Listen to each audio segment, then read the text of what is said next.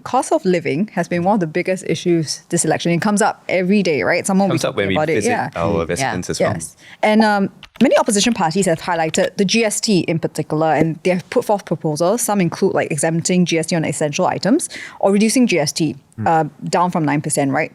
So for those watching, Shawn, you've actually overseen the last 2 budgets and you've worked on programs such as the CDC and SG60 voucher scheme. So as a former budget director, what's your take on what the opposition is saying about lowering GST in particular? Like, how feasible are these ideas? So I want to start by saying that it's good that we have policymakers also coming to politics, because we understand not just the ideas that are coming up, but the practicality of the ideas and how feasible it is to implement some of these from the civil services perspective as well. I don't want to spend too much time on it because this can be a whole hour-long discussion.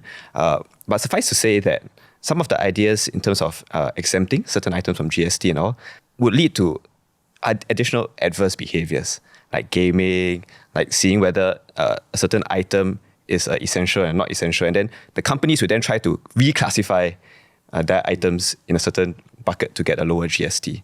Just as a quick example, I must say that I've only had the pleasure of being in the Ministry of Finance for a year and a half. So it was after the GST was raised.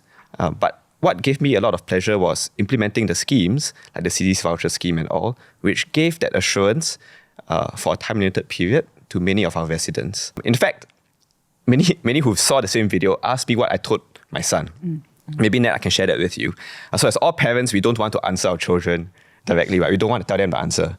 We say, what do you think? And the first thing my son said to me was, we have CDC vouchers to help the community and to help those who need some support.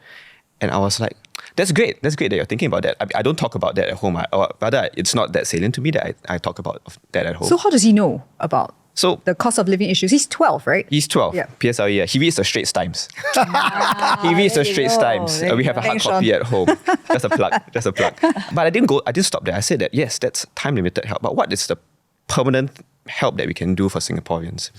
And then we had a discussion, and I shared about how now I'm in the private sector, so businesses, incomes, jobs, livelihoods.